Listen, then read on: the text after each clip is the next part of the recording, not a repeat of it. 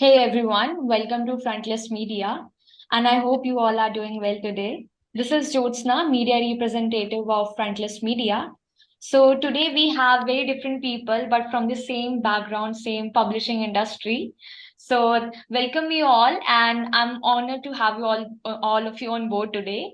So Thank we you. have Trisha Niyogi, Sanya Podar, Suhail Mathur, and Ajay Jain. Thank you so much, everyone. So Sure. allow me to introduce all of you. First on panel we have Trisha Niyogi. Trisha Niyogi is a Chief Operating Officer and Director at Niyogi Books, an independent publishing house based in New Delhi. She began her career in publishing with Sage Publications and has come a long way since then.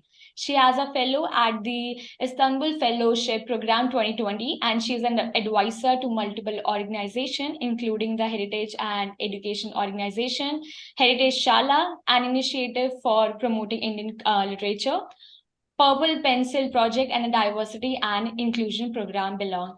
Thank you, ma'am, for joining us. Honored to have you. Thank you, Jyotsna. And next on panel, we have Mr. Suhail Mathur.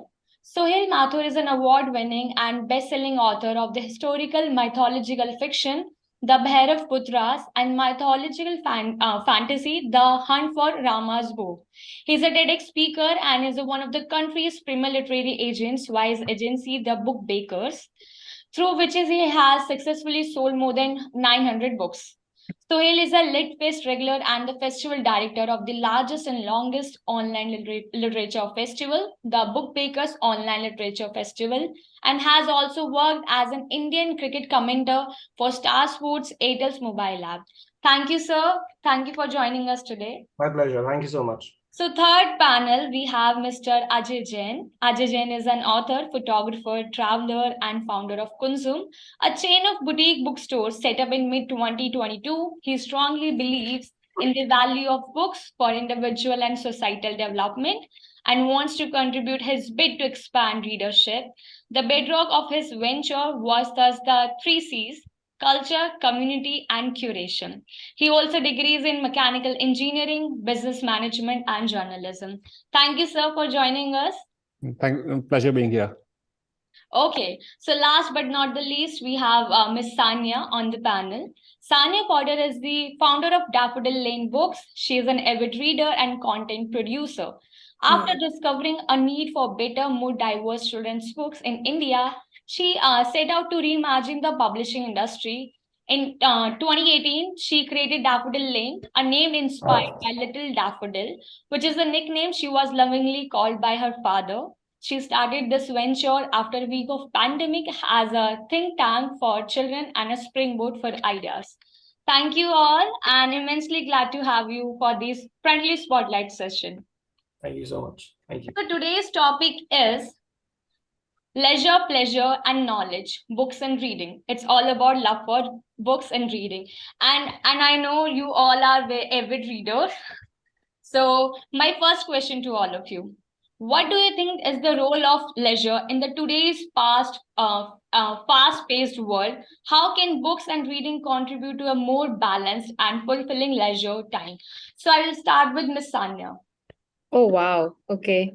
Um, thanks for having us. And I hope we can get some interesting conversation out of this panel today. I think, leisure is I mean, it's, at least for me, I can speak for myself, is one of the only reasons one reads. It's good for physical, mental health. It's good for promoting personal growth. But I think, I mean, I've never really picked up a book and said, "Oh, I want to learn, you know, this is going to help me in some sort of way, or some kind of like transactional kind of, interaction that I have with books." I just pick them up because there's a curiosity, whether it's fiction or non-fiction. um and I'm sorry, what was the question again? Sorry, You're on mute. You're on mute, Jyotsa. I was asking how the books and reading contribute to more balanced and fulfilling leisure time, since the topic name is leisure, pleasure, knowledge, books. Yeah. I think books are like, at least for children and grown-ups alike, they're great ways to kind of learn about, broaden your horizons, learn about new things, new cultures, different perspectives. So I think it's a great way to kind of just to kind of stay in touch with what's happening, and it's a great like way to learn. But I mean, um it's just something that like you pick up, like even non-readers end up reading because it's something. I don't think anyone picks up books or learns or picks up a reading habit to prove any kind of point. It's just it's just the way you watch content, the way you consume content. It's the same way you kind of pick up a book to just read. Okay. So, with the emergence of digital revolution, people are more inclined towards digital gadgets, or they just want to travel. But the book reading is very, diminishing nowadays. But with few people, some people are totally embracing reading culture. So, what's your take on this, Sanya? So, what do you prefer, traveling or reading books more? Which one? I don't think it has to be an either or. I think I think I like when you talk about travel and reading, I think they go so hand in hand. Whenever, like, I remember one of my earliest memories of visiting Paris was reading the Da Vinci Code. At that time, it was having a big moment. It had become, the bestseller, and I think it was a great way, instead of, for me to learn about the culture, for me to learn, it kind of immerses you in your own version of the world and the reality. So it's a great way to kind of stay. I think they go hand in hand. Like I always like when I'm on the beach or if I'm on like in a city, I kind of like taking a read or a book that's connected or kind of related to the place I'm visiting, because it helps me weave a parallel kind of universe, or it helps me learn on my own about the place instead of actually Wikipediaing it or and losing the moment or like Googling something. It's kind of just it just helps, and helps you get in touch and familiarize with the culture that you're visiting or the place that you're visiting. So yeah, I think that's an interesting take on on reading vis-a-vis digital alternatives when it comes to travel. Thank you so much. So, next on panel, Mr. Ajay, what's your take on this? Which part? The first question or the second question? The first one, the first one. So I think there is, when it comes to pursuing any leisure activity, nothing beats books. Why? Because you can do it anywhere, anytime. You don't need company. You can pick up a book at no cost if you want. You can just borrow a book. You can find one lying in your house, and you don't need to make a social plan for that, right? So that's one thing. Second, I think books are really. I think you pursue any form of kind of leisure activity, while in the moment you are always, of course, feeling the joy of it, but after reading a book, that's one activity that kind of lingers on with you. Why? Because books, whether they are fiction or non-fiction, they inform you about so many things, they inspire you about so much, they boost your creativity, and I think very importantly, they do a little rewiring of your brain, and the resulting hormones. You always come out happy reading a book, no matter what. Even if you're reading a book which makes you cry, you still come out feeling happy in a way, right? And eventually, what are we pursuing? We're pursuing happiness in life, right? And happy moments means that we look at life differently. We are more positive towards ourselves. We are more positive towards the rest of the world. We are nicer to each other. We don't fight with each other. We don't get into petty squabbles. We move to a higher vantage point in life. We say, okay, so many little things, skirmishes that we keep having, issues that we keep having, they just seem so irrelevant, right? And I've been a traveler myself, as a travel writer, and I'm a writer and I'm a reader, and I feel travel and reading are two human activities that just make you a better and a happier human being. So, one more question: that what inspired you to start your own venture, Kunzum? Well, I think being an entrepreneur is in my DNA, right? If you go by my surname, I'm supposed to belong to a community that, so no matter what we do. My dad was in the government service, but eventually over there also he was, working more like an entrepreneur. And even when he was not supposed to, he would tell the government, do a cost benefit analysis of making a road or a building and stuff like that. So for me, entrepreneurship is just, I was making my pocket money when I was 6 years old doing, the Ram Leelas, and selling tickets to all the relatives. And then I was doing, in college, I was doing Jagjit Singh concerts and concert by Parikrama and all to make my money. So it's always been a part of me.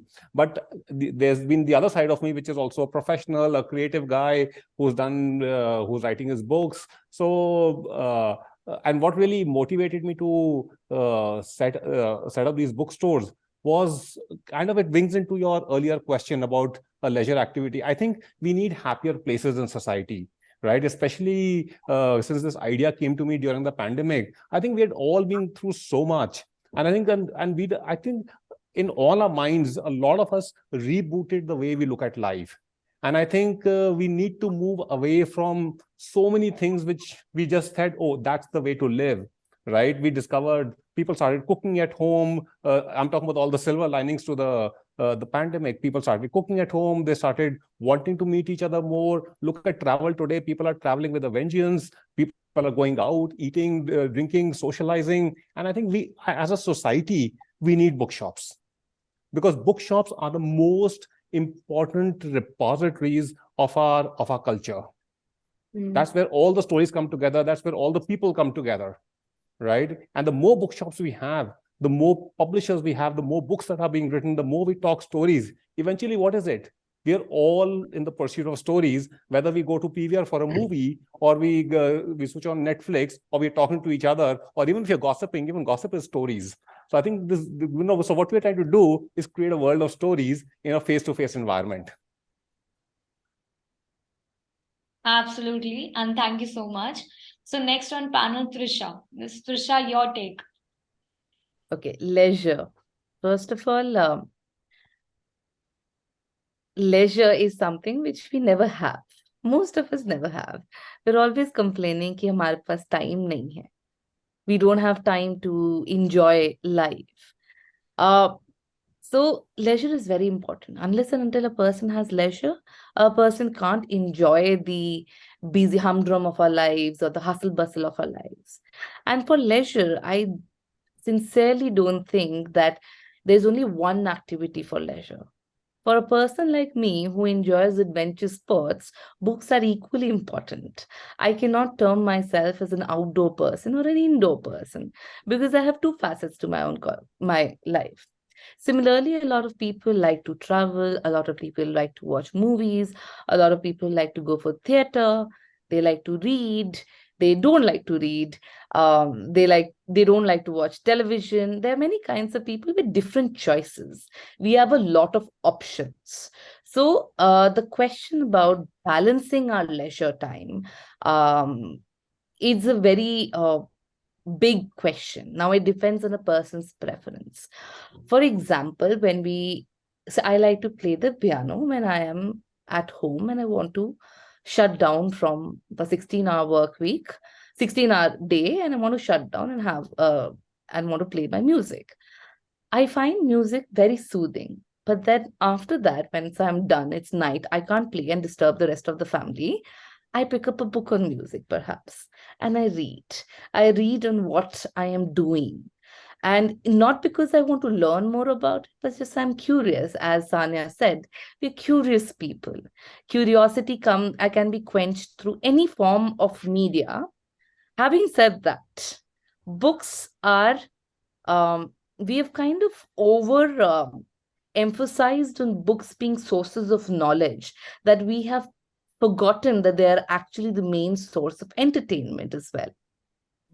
And I say that because if you ask a lot of people who are in the corporate spaces and everything like that, they'll say, I read a lot of nonfiction. I don't read a lot of fiction. And you will see, according to sales figure with Ajay, and everybody will confirm that nonfiction always is selling. Today, nonfiction is selling more than fiction. But reading fiction, reading stories, telling stories has its own benefits and can actually make leisure a more wholesome experience. We've been talking about slow life, wanting a slow life. There is actually a book by, I think, Kunzum about living a slow life. And the tree life, we talk about the tree space and things like that. In this fast pace of world, there is a need to slow down. Otherwise, our effective, how effective we are, that goes down. Our effective communication, our effective inputs becomes go down. And hence, I think as important as leisure is, as important as reading is, as important as other activities is, are, it can be balanced according to personal choice, but if we can include as many things as possible. It should be like, if we travel, we read about that place, or we don't read about that, we can read stories about that place, we can watch a movie on it. We can go there and live those experiences that we read and read and actually visualize as well. So something like that. Thank you so much. So at last, Mr. Suhail, what's your take on this? Sure. I think one of the disadvantages of speaking last is that most of the points are already covered by everyone else, so one doesn't have too much to add. But I But think you can what summarize the entire I conversation. know, I'll still have some originality to add to it. Don't worry. I think for starters, your question reminded me of the brand Revital, Bhag Daud Bhari Zindagi Thakna Mana Hai. That's how I correlated it initially. See, I think when you use the term leisure, it's something that you would like to do, out of choice when you have that free time. So if you emphasize that, okay, just because I have free time, I have to read a book, then you're actually turning it into a task. So then it's not leisure, it's a chore, which is also what Trisha was saying. You may choose to utilize your leisure time as per your own wishes. You may want to read a book, or you may want to do any other activity. But I think people who have a penchant for reading books will take out time to read it sooner than later, because that is something that they genuinely like to do, which is why, just like she was mentioning that she reads a book on music after she's played some music. More often than not, once I'm going to sleep, I probably, I've taken the subscription of the Amar Chitra Kathas, even though I have the entire collection in the physical form as well. But I've also subscribed to their app, and I end up reading one Amar Chitra Katha or one Tinkle every night. So it's something interesting, and it's just a habit. I just like doing it. So everyone's sleeping, and just take out 5, 10, 15 minutes and read something before you go off to sleep. So I think that is very important. But I think where we are truly lucky is the fact that all of us have turned our leisure into a profession. So the point is that I do that for a living. So just the last week, somebody was asking me, what's the last book that you've read? And I told them that, look, I read books on a daily basis, and not just one, but multiple books on a daily basis, because that's what I do for a living. And that's something that, not everyone can do. Not everyone can turn their passion into profession. I think all of us are lucky that we've been able to do that, and successfully. So I think if you have the penchant for it, you will find time to read. We are obviously in a better position because we get to read a lot more. I think the joy of reading a new author, a new story, is unparalleled. And I would like to agree with Trisha over there that I think a lot of nonfiction is being sold, and at some point of time we also have to traverse that fine line between commercial and creativity. But when I look at a particular book, I purely look at it from the point of view of whether this is something that I would personally like to represent or not. And I was telling my wife the other day that when it comes to uh, Indian authors writing fiction. So firstly, what I feel is that book has two major components. 50% is the story, and then 50% is the writing style. So in a non-fiction setup, you already have the story. So your job is that much easier, so to say. But in fiction, you have to do both the things. So and when I read some of these Indian authors and the stories that they bring about, I think the talent is exceptional. The talent is exceptional. So just because some other person is not taking up a book because of purely business reasons should not be a reason as to why I should turn down a particular book. if I like it, then I should probably find a worthy publisher or a suitable publisher who will see merit in that story and be willing to publish it, because that's why somebody is hiring you as a literary agent. Otherwise, if it was so easy, then anyone could do it at their own end. So I think all sorts of literature needs to thrive, and I think all of us have a very important role to play in that, because the more books that come out in the market, as Ajay was saying, it also gives a lot of impetus to others, that if so and so can write, or this is a story that somebody has written, maybe I can also write a book. And that's the inspirational process that comes about. So I think everyone who writes needs to be encouraged, and sometimes guided as well. And the more we do that, I think we'll be in a better position and have much more creativity in the society, which can help us for years and years altogether. Yeah, to end this round, I have a very small thing that I actually researched. I was researching and I found something that Steven Spielberg, the famous filmmaker, was dyslexic, and he was always behind his reading, 2 years behind his classmates and things like that.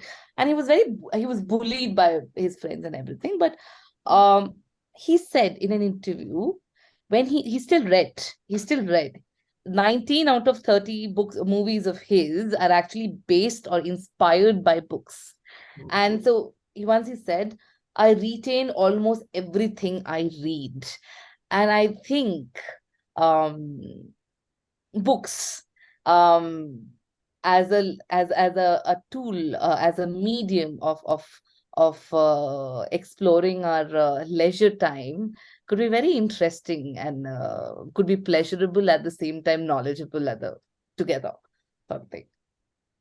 True, and completely agree. And I don't think it's just books that you read. You could read anything. You could read a newspaper. There have been so many times when I've read a paper and an idea struck me that, oh, this should be an interesting project. Maybe let's work on that. So you could read anything.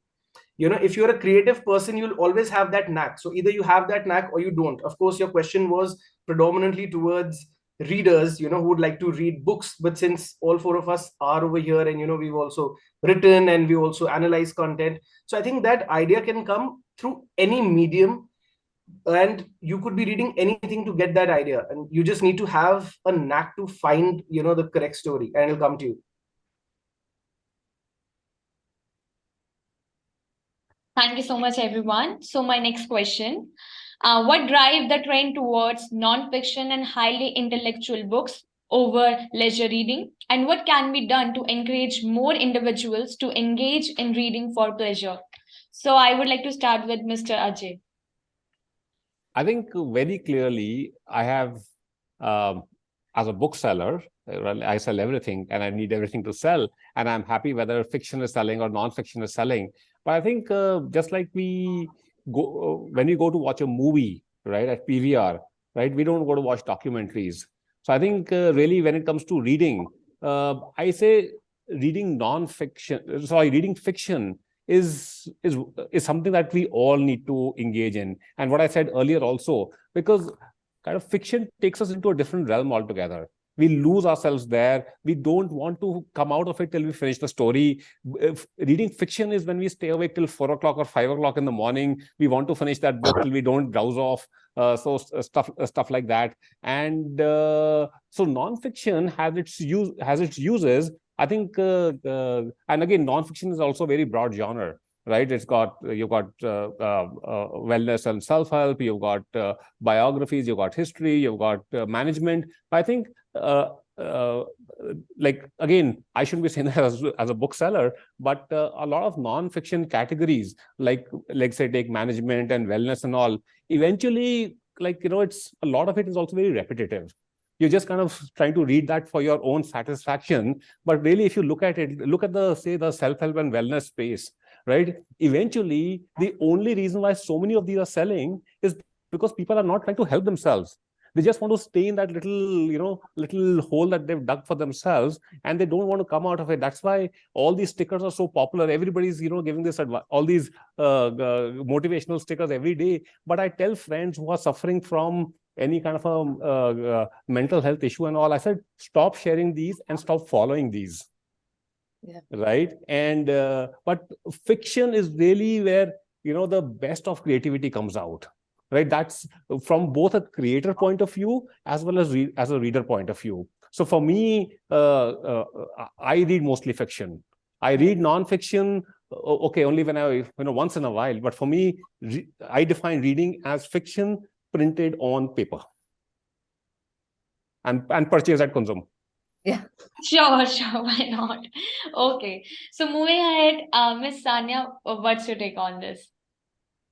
I agree. To add to your point, Ajay, I think, when you talk about like, it's like a sum, but it's not the total, so you can kind of, when you're reading, especially nonfiction and self-help, you kind of have to read more. You can't just, if you're reading a book on, say, boundaries, right? You can't, because it's just going to affirm everything you already know about boundaries or boundary setting.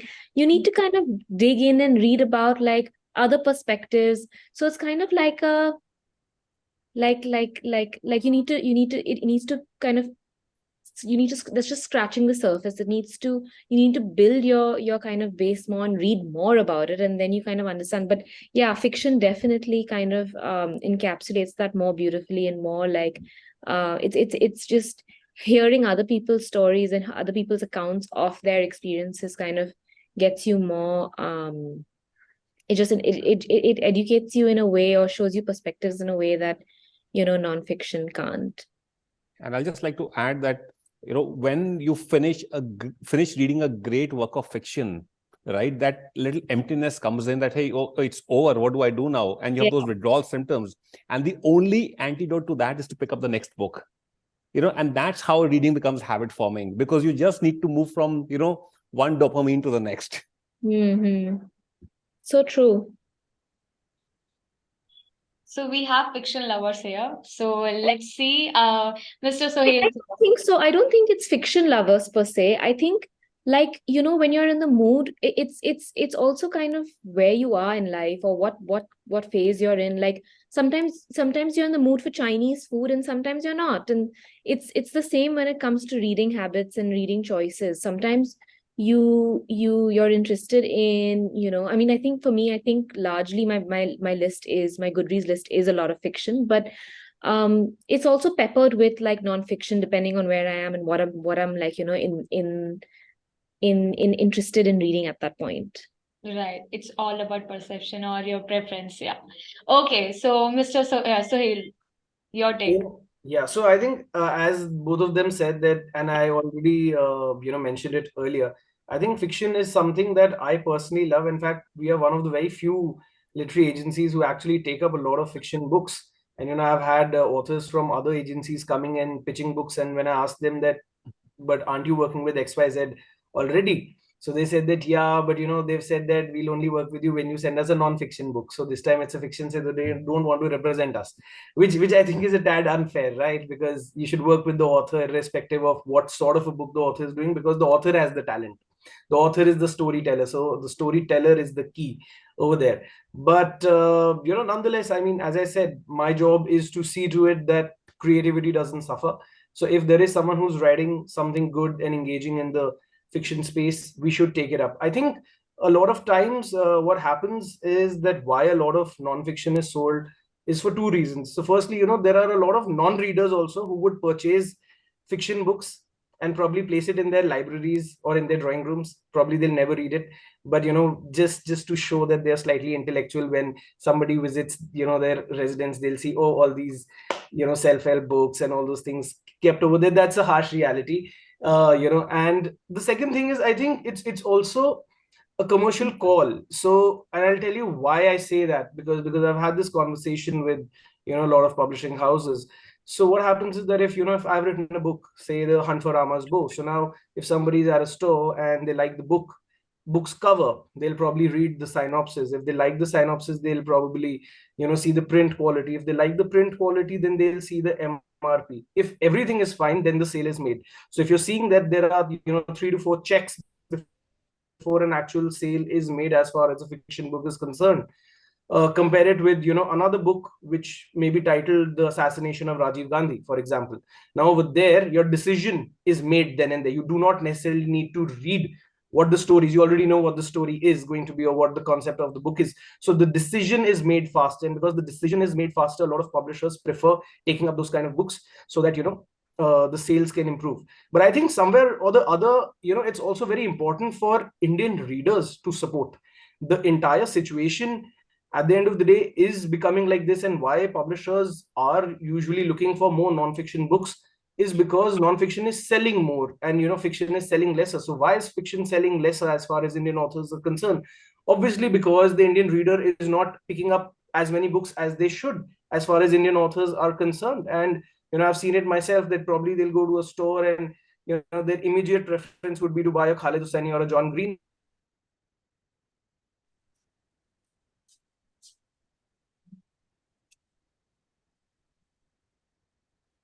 Did we lose him? I think so. Hello, Suhail sir, are you there? We got stuck. We got lost at consistency. So I'll just add to that. Fine, so you start with your answer. Sure. So primarily because I think I'm the odd one out, because I primarily publish nonfiction.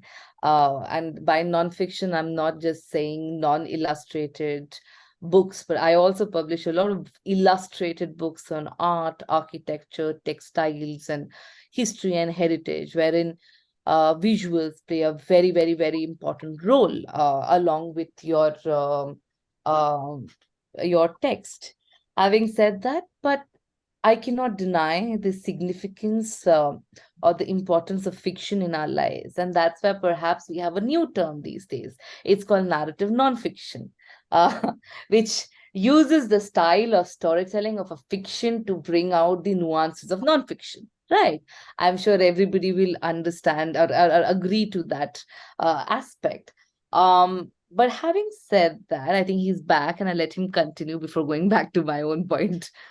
Yeah, so I'll just wrap it up very quickly. So I was saying that it's a cyclical process. It's a process where all of us are equally involved, right? From the author writing, the agency representing, the publisher agreeing to publish, purely because if there is a market for it. So the Indian reader plays a very crucial role. And if the Indian reader starts supporting all the three other facets, the publishers would become more amenable to such kind of books, and a lot more books with top-notch publishers in the fiction domain would also be seen in the market. Okay. To add to that, we've really, in the children's space also, we've noticed that a lot of children are reading Indian authors, Indian publishers and everything. And as adults also, they're reading quite a few Indian authors and Indian literature. But in the young adult space, you'll realize most of them gravitate towards international authors, like Hardy Boys and books of Nancy Drew and all those people. Even I read. So when it comes to young adult space in India, there is a huge lacuna in the sense we have to find readership. I've got my first young adult book ready, but I'm going to take another 2-3 months to bring it out because I need to plan my way forward and see how to make a dent in the market. Of course, we are all trying. We as publishers, we keep on trying new things every now and then to make sure that we fulfill our responsibilities. But having said that, let's talk about let's put aside the creative space, people in the creative space. Okay. Let's talk about adults who are in workforces, in corporates, and why they should read fiction. Now, non-fiction is being read for the sake of whether it's leisure or not. I read non-fiction for leisure as well. I'm actually reading this book called The Little History of Art for the sake of enjoying art. And I bought it at Kunzum only. So yeah. And it is by no means little. Sorry? It is by no means little. Yeah, it's by no means little, but it's absolutely fascinating. Like when I start reading it, I just want to stop. It's like that. I have to set myself an alarm that now I have to get back to work. So better get back to it. It's that interesting. I actually have my ticket also inside this because I was reading on the flight. So having read that, I read a lot of nonfiction, I publish a lot of nonfiction, but yet I stress upon the importance of fiction. We know that nonfiction is primarily read for collecting information. But what does fiction do to us? I'm not over intellectualizing or pushing people to read fiction of these points, but these are certain things which happen naturally. We talk about empathy, we talk about self-awareness, we talk about effective communication there, and they're far elusive things than just simply collecting knowledge. So I have a habit of reading again nonfiction articles from Harvard Business Review, right? And then I read this one article a couple of years ago, the case of reading fiction, and I was like, what are the valuable things that a manager will look for? Self-discipline, self-awareness, decision making, effective decision making, and so on and so forth. I've actually so there's been a lot of research in neuroscience which says that reading fiction um, helps you to get, I think, cognitive closure. This is a term called cognitive closure, which is the ability to make a decision with each piece of information coming your way. Your ability to change a decision with each piece of information coming your way. Now, for example, if you read the book Lolita and Humbert, he's odious. The character is odious, and you will like, what the fish is this? But you're still forced to read the entire thing and inform your reaction to it. Now, if you are making and you'll be more we talk about behavioral science, books help us create that understanding of others behavior as well, and as a result fiction helps us to actually enhance the sense of empathy and communication with others as well.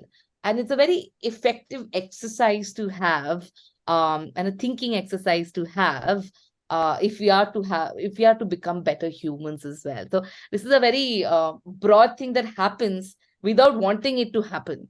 It just happens.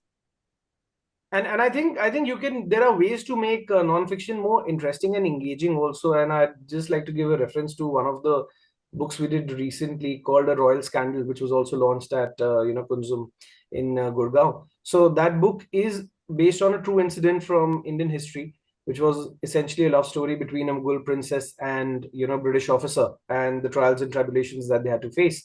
So while we were working on that book, it was very interesting, and there was a huge discussion as to how we should approach the book. Should we do it in a more researched manner, or should we keep the facts but write it in a more entertaining space, which is more commercial in terms of dialogues and making it more interesting?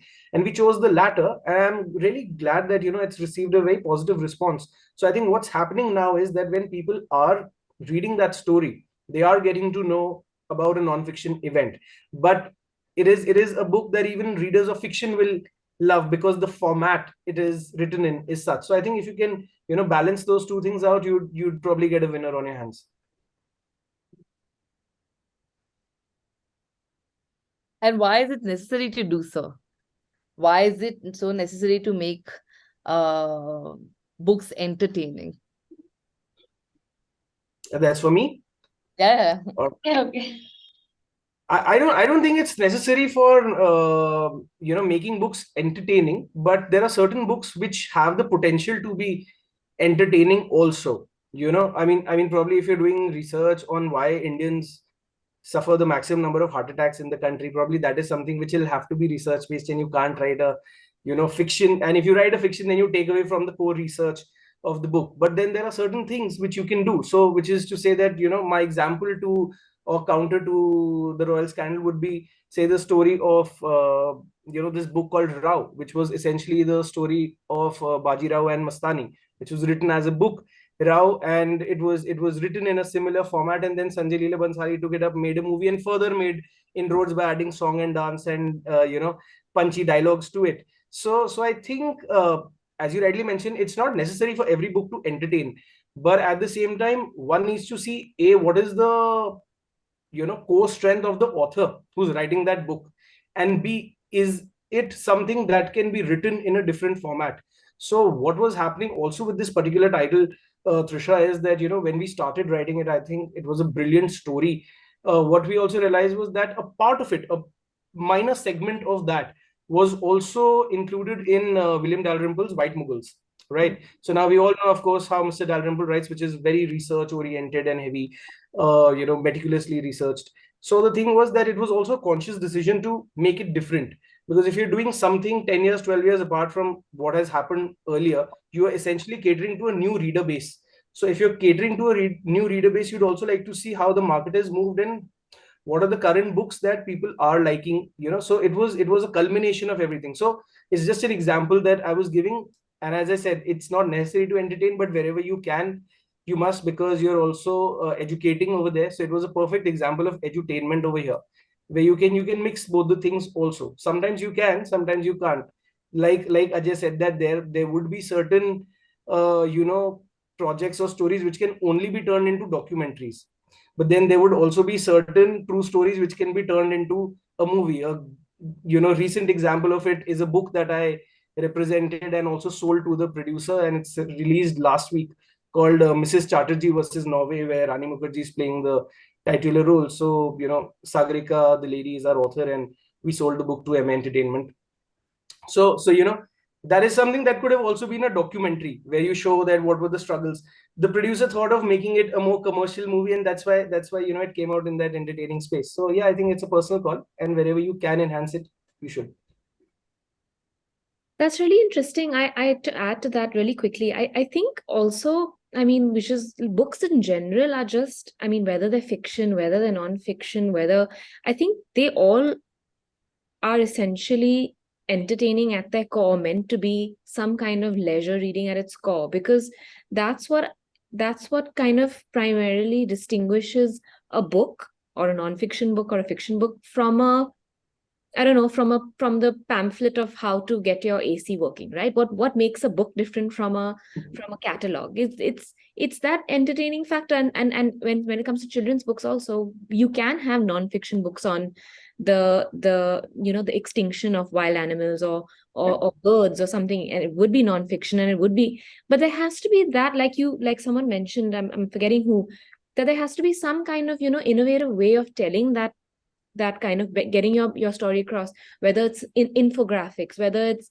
illustrations, whether it's there has to be some, there always is that that unique way of making the book different and entertaining, because even for kids, then ultimately they don't want to read a textbook in their leisure time. They don't want to read something that they're already learning about. So there has that, and that's the beauty of storytelling of books. Like we all publishers, all authors have their unique way of telling their story that makes it entertaining for someone or the other, some reader or the other, and that's what makes books entertaining, and what makes books perfect leisure reads. And I think I also get a sense that a lot of people don't read fiction out of a sense of guilt, because people will think, God, you got nothing better to do than reading a novel.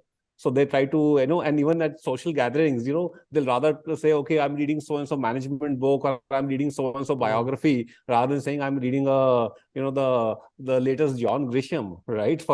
It's like, I think, so people also, I think, end up reading, it's like, I still remember, maybe it's a different era, different time, but when we were small kids, and at that time, like a lot of my relatives were reading Hindi books, right? And Hindi books were what? Like that pulp fiction, all your Colonel Ranjit and all these, Surendra Mohan Pathaks and all. And people who would be reading those books, everybody would say like, like, aur kuch kaam nahi hai tumhe? Like, why are you reading these kind of books? I think so somewhere in our, as a society, we need to realize that when there is no guilt in watching a pure Salman Khan pot boiler in PVR, why do we need to feel guilty about reading a novel?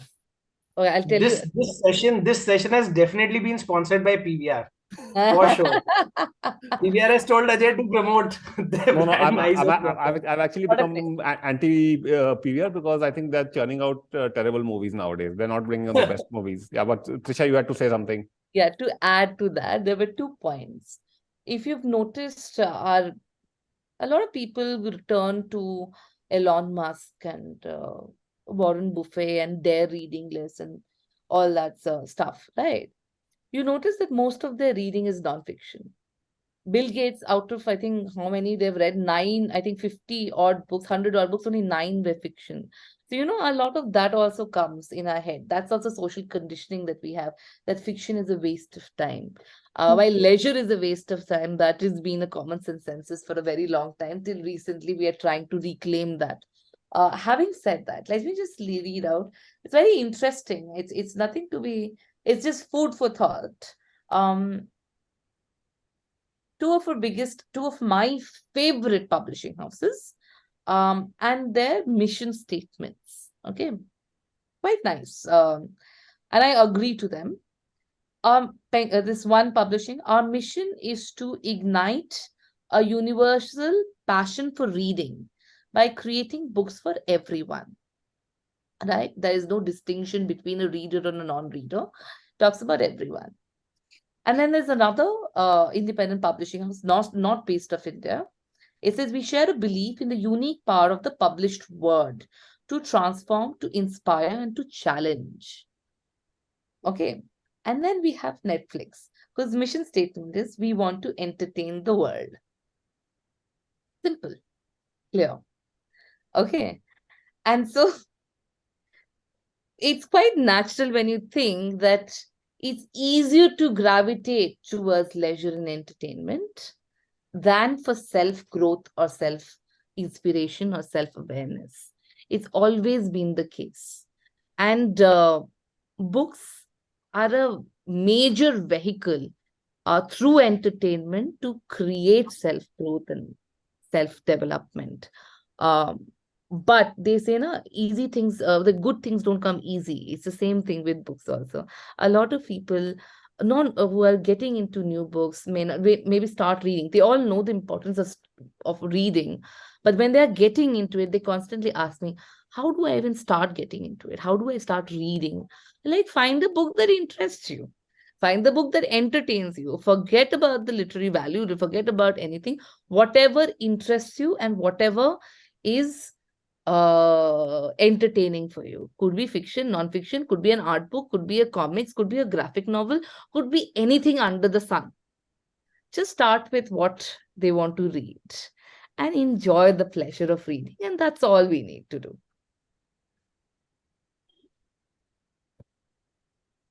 Thank you so much, everyone. It's quite pleasurable discussion we have today. So, and mostly, I would like to thank all of you, introducing such new talents and, getting introduced new stories and new authors to the world. So, thank you so much. It's such an illuminating session. I feel people gonna learn from this and they will quite to know what is pleasurable reading and leisure reading, exactly what it is. So, thank you so much. Yeah, thanks for having us Thank over. you so much. It's been a pleasure in being part of this and interacting with all these wonderful people. And Thank I you. hope, as you said, that people not only learn but also implement, what Right. we've said. That is very Sure. important. For sure. Thank you, everyone, and have a good Thanks.